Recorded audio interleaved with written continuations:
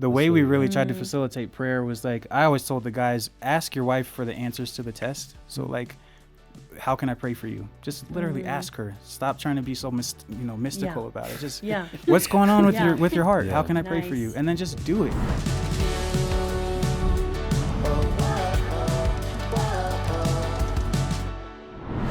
Billy and Dani, we're just so honored that you guys are here. We'll say it this way, that Billy, you're one of our pastors at our church, so we get the privilege of sitting under your preaching, your teaching, your leadership. So we're just so grateful for that. And we were talking kind of before, we've just seen God use you in such incredible ways. And you guys, for a number of years, you ran kind of the young married group at our church, and we would always hear couples as we would do the premarital counseling, just how excited they were to now finally be able to join into your young married. So I know you guys, you have such a beautiful reputation on many levels there at church. So we're just honored to have you guys here with us.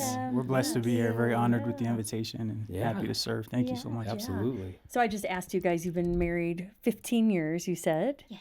So go back to the very beginning. How did you guys meet? So we're both Air Force brats. And so we actually met in Germany in high school. Oh, my word. And so I just remember we were in an Algebra 2 class, and I remember really thinking... paying attention to You don't remember any Algebra 2, instructor. but... The only numbers I was interested in were hers. Wow. This started off with perfect bang. So, but we met in high school and dated through high school and long distance for college, moved here to get married 15 years ago and fell in love with Colorado Springs and started a family and found a great church. How did you know, he was the one, she was the one? Like, what really stood out, kind of confirmed that? I mean, for me, besides failing algebra, right? Too, so, which was also funny because she aced algebra, but she would lie to me about it, so I wouldn't feel bad. She protected you.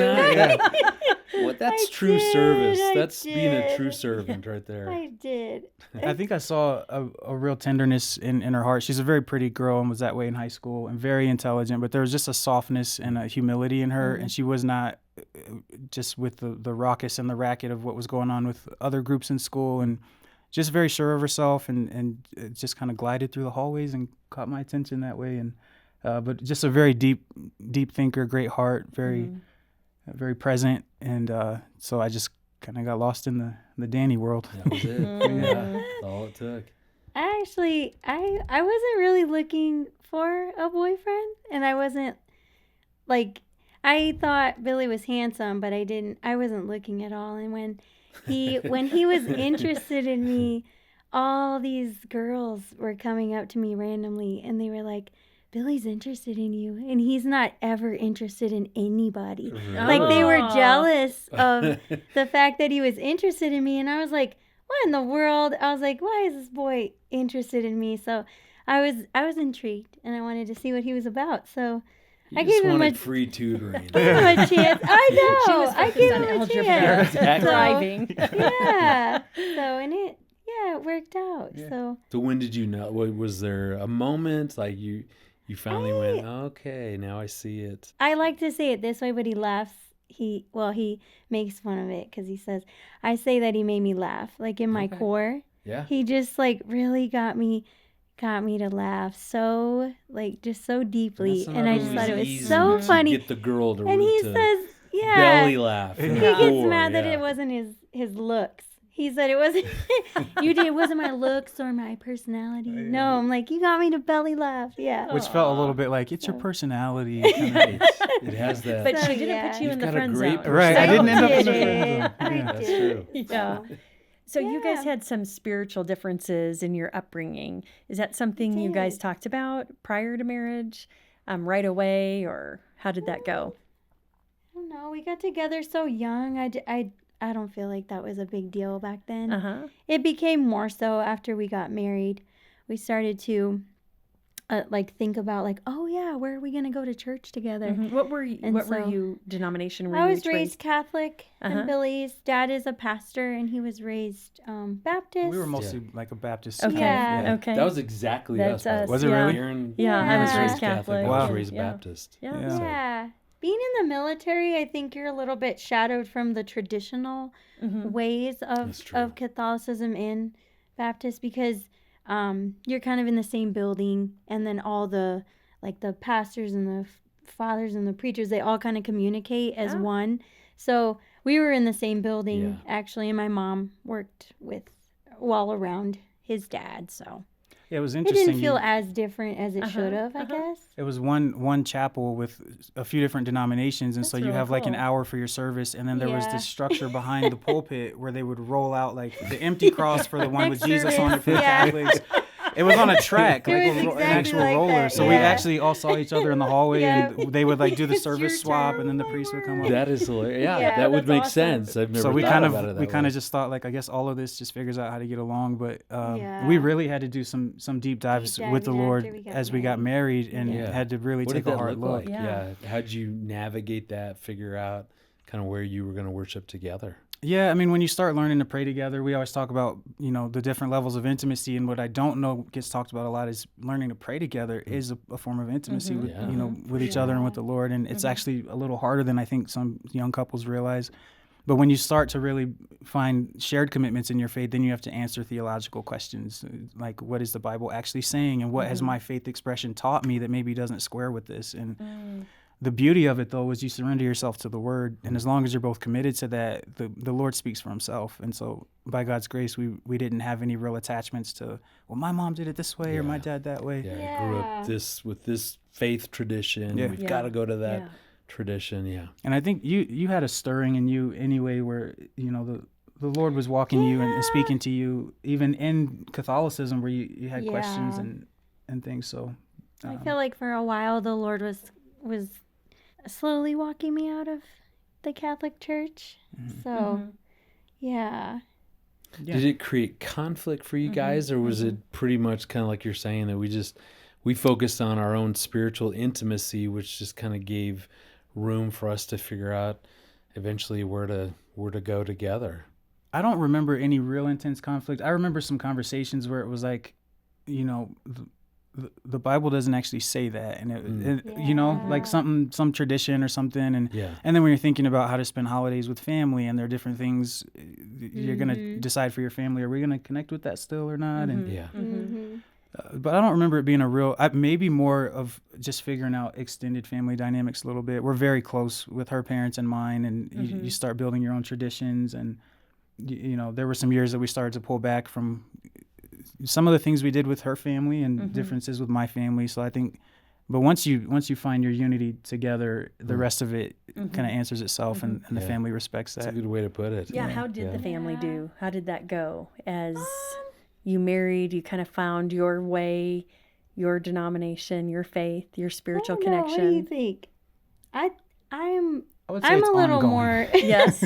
I'm a little more big mouthed about it. I'll just say like, no, we're not going to that. Like we're not doing that. He's a little gentler with his approach. Okay. So he's very kind, and like he'll take his time and like gently let his parents know, like, like we're not doing that. And I kind of go like, yeah, we're not I doing just that love this it. year. I was a little bit more big mouth Yeah. I just gotta Billy had say it. a little That more doesn't happen in our marriage gentler, ever. Got a much softer gentler approach. Yeah. Who's Yeah, more the for big mouth sure. in our marriage?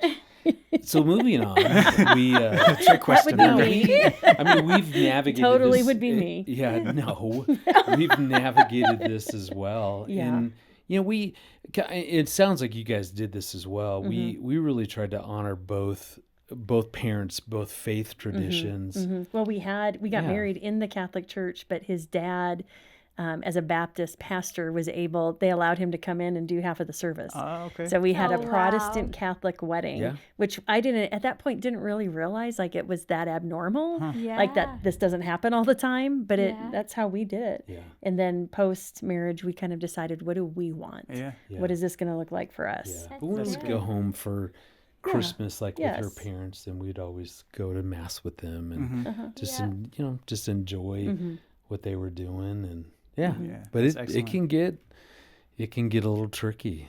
So, but it Yeah. sounds like you managed that really well together. Yeah. Didn't sound like it created any, No, I don't any think- big rift between the two of you or conflict. I actually think what's been beautiful is our families have started to share in some of our traditions and things. Oh, So wow. her family, like I said, we love them and we're very close to them, but they have come to our services and been a part of the way we celebrate Christ and At the worshiping with greatest us. church ever. Praise God for Springs That's our Church. church. Yeah. Our shared church. Yeah, that's great. We do love going to church. Yes, Yeah. we do. Guys. We love our So, church. Now, you guys, as a biracial couple, what have you noticed, like, as you're looking back over your 15 years? What have been the highs, the joys? What have been some of the challenges that now you're looking back going, wow, we didn't ever expect that? I don't think we saw a lot of it until we started having kids. Mm-hmm. And then Okay. they don't see people who look like them as much in the community. Mm-hmm. That's probably the only thing we've ever really felt. I mean, thinking even back to high school years, you're kind of insulated because the military culture Yeah. is just it's diverse. And when you live overseas and things too, you kind of forget about like, well, I'm from, LA or Texas or whatever. It's like all of us are weirdos here and this is Europe. And so we Yeah. have to connect. Yeah, join in Yeah. with us. Yeah, so you kind of are naturally wired to think about Yeah. things along the lines That's of a good diversity. But yeah, to Danny's point, we have these beautiful girls with really crazy curly hair and brown skin, but helping them navigate what it means to feel different or look different, and they have questions about like, why does everybody want to touch my hair and what do I say? And, No Yeah. touchy. right. Yeah. So that Hands to probably yourself. came up a little more as we're just navigating raising them. But I mean, by God's grace, we didn't deal with Yeah, a lot of not a racism ton. and Yeah. so I don't think it was much of a strain on us personally. Do you have friends who are biracial who have experienced some of that? Like I'm trying to imagine what might that look like in today's culture? Like in my mind, today's culture, like who cares? Yeah. Yeah. But I don't know. Yeah. That may be untrue. I do know of friends that had a hard time with extended family dynamics. Oh, okay. Typically if you're Italian, you marry Italian, or Right. Indian friends in college, their parents actually pick their spouse for them, Right. and arranged marriage is still, I don't know if Right. they call it that, but so I have encountered friends, and it kind of shocked us to hear, like, man, I would have never thought, like, what it means to someone's grandparents or great grandparents that walk through the history of our country, and Right. and then to have them try to think like, how do you digest a mixed couple? Yeah. And so very difficult for them, and we have never really had much of that challenge, to be honest. Some of her uncles are kind of silly and make little little jokes, and we play around and things, but we have never dealt with hatred about I anything. think it's Yeah. serious. Yeah. Wow. So some kids that are biracial, really struggle with culture and does anybody look like me? How have you guys dealt with that, and have your kids dealt with that? I mean, one thing that comes to mind is, for one, we don't want to create these levels of, you can only play with kids that look like you or whatever, but we do try to be mindful about even the books that we buy, just a good representation there. We're not really big on like, you have to just read about Black history or Danny's family being Hispanic, but we do just try to be mindful. Like when you're reading about different stories and character building things for your kids, it's nice for them to see someone that looks like them sometimes and someone that doesn't look like them, and how do you just balance those things, and then just trying to be very thoughtful about what the narrative is. And so you get, I think, some extreme conversation on either side, and you just don't want them to shape their identity and who they are around what culture says or even what history says. And so, our oldest daughter, loves art. And How old is she? She's 12. Okay.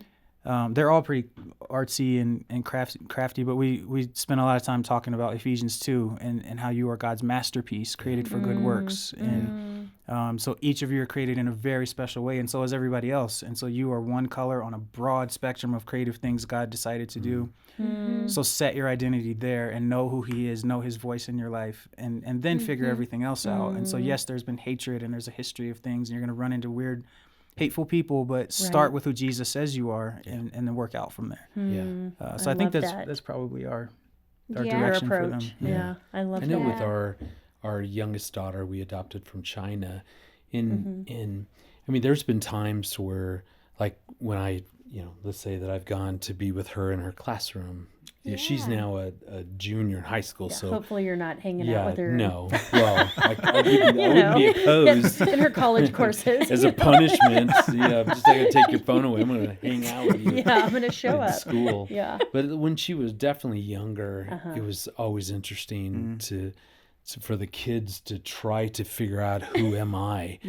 Well, we're older parents anyway. So older Caucasian male. Okay. They would say, "Oh, wait, who are you?" And I'm like, "I'm Annie's dad." And they would look at Annie and look at me and go, "No, you're not. No, I really am." But no, you can't be. Well, we adopted her. And then you'd get I get it. So, I mean, even at that small point, but just asking her, I'm always asking her, always, but, what's this like for you?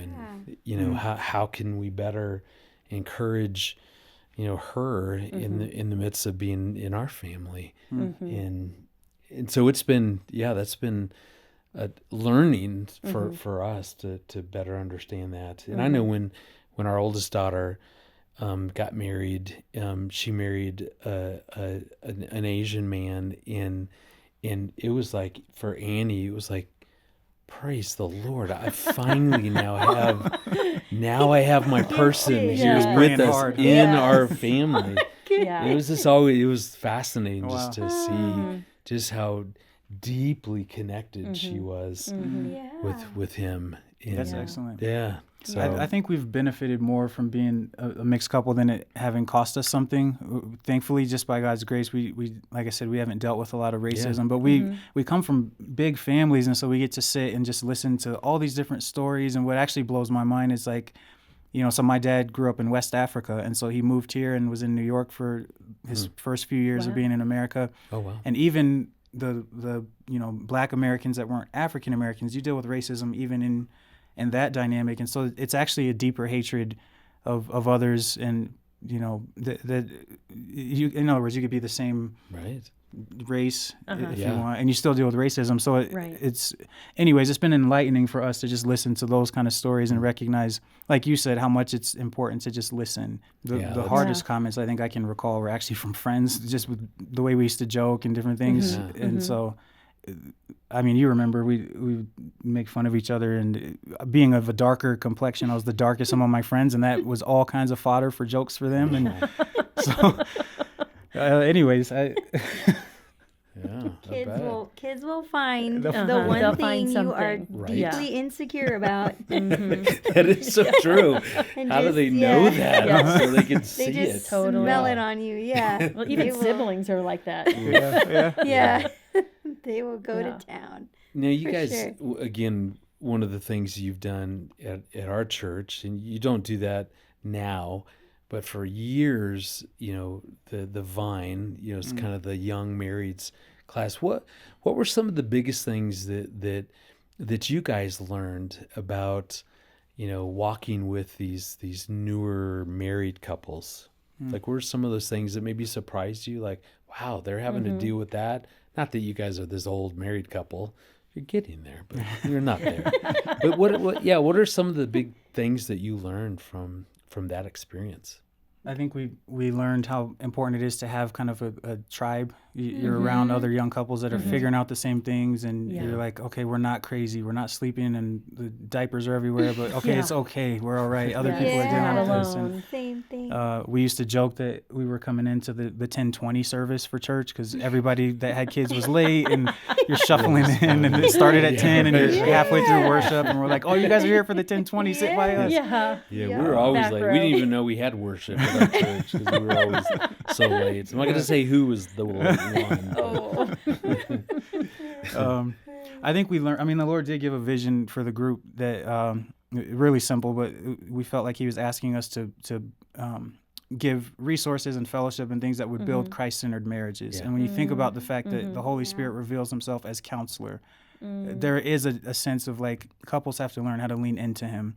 You do have mentors and parents and friends, but it's really you two in your marriage. And you know, we named it the vine after John 15, where he says, I'm the vine and you're the branches. And so everything we were trying to do was just point them back to like, we're just going to be in the Word. We're going to be in fellowship together. Teach them how to pray together. Yeah. Right. Because you started kind of with that thought of that it's so important, and yet it's so hard for so many couples. Like, how do you guys encourage couples to pray together? Is there a formula? Is there, how do you give them sort of that vision?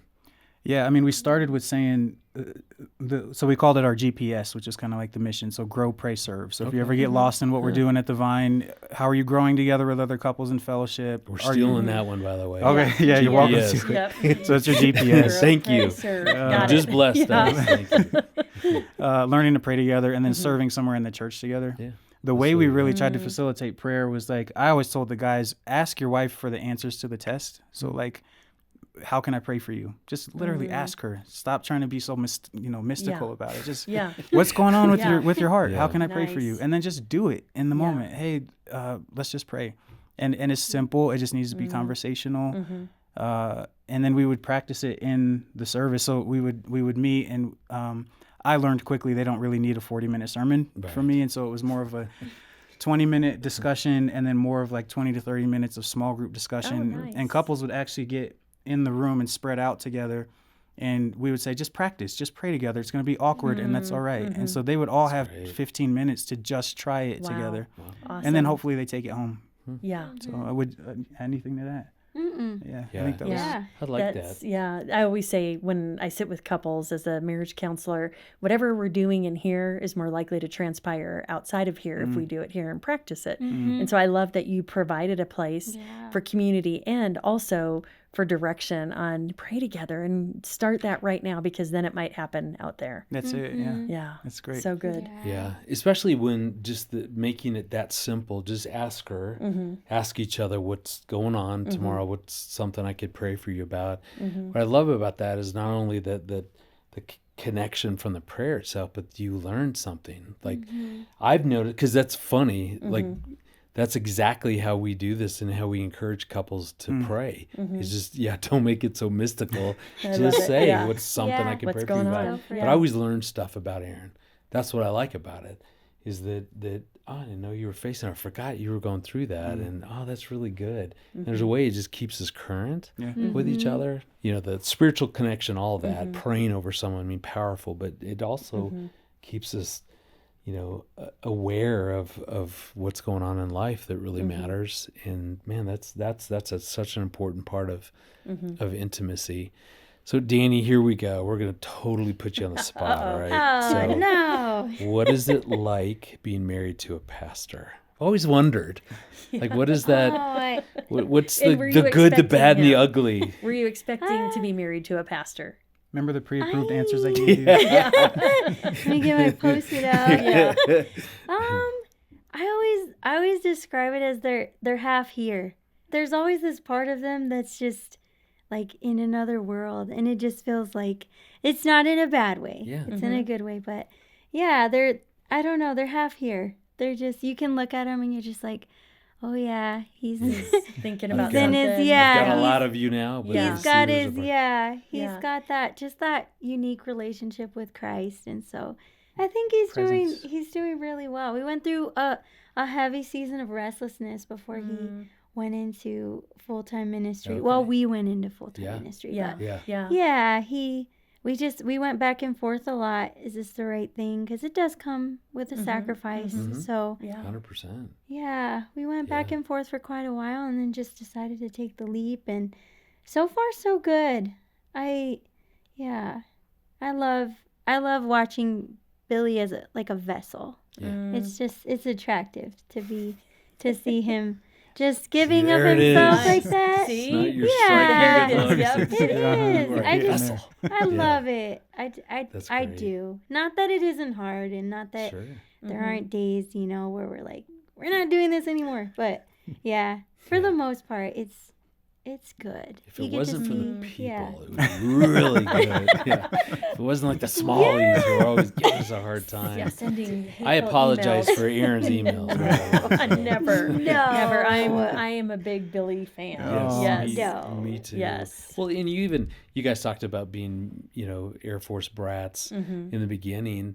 And we have I think as a culture, a beautiful way of thanking, military people, families, thank you for your service. We should be doing that for pastoral couples as Totally. well, because it is. I mean, we recognize the sacrifice that you both make. So we do thank you guys Yes. truly Thank you from the guys. bottom of our hearts. Thank you for your We're service glad you said together. yes. Yes. Yes. Praise God. Thank you for that. Thank And we love Yeah. watching you guys relate as a couple, by the way. Oh. So we love your wisdom. So thank you for taking the time to be Yes. with us today. Thank you guys for having us. Thank And you. Absolutely. we'll have you back. Absolutely. We'd love to come back. Yes. Yes. A lot of what we figured out with the Vine in the early years, we stole a lot from Ready to Wed. I So know. just to plug that for you Yay. guys. And Yeah. Dani Good. quotes you guys a lot to say, you're supposed to keep dating me, keep pursuing me. So she says often, you're That not was- pursuing that was me. Aaron. Yes. Okay. Yeah. So you guys are a great blessing to us too. Because I always Thank you. did I tell you the time that when we first started coming to church and filled out a card and I kind of hand wrote, hey, I'd love to be a part of marriage ministry, especially premarital. So I get a call, couldn't tell you who it was from, but whoever, someone calls me to say, great, we're looking for people to help do some of the premarital. Why don't you come stay after service next week? And I'll kind of walk you through what we use. Yeah. And so I didn't know you were using Ready to Wed that Aaron and I wrote. And so this person brings it out and is walking me through it. And the whole time I'm thinking, like, certainly you're joking with me. And I didn't know how to take it. So I was quiet. So I just went through the training. And at the very end, something happened and it clicked for her. And she went, oh my goodness, wait a minute, this is you. I was like, I really thought you knew that. I thought we were just being funny. Oh, that's amazing. So the good news is at our church, I'm trained to use Yes, Ready you're to okay. Wed. I'm a Ready to Approved. Wed Yes. mentor So at You're our double church. licensed. So That's right. we love being a part of the church. So again, Yes. thank you guys. Yeah, for sure. Thank you guys so much. We Thank appreciate it. you.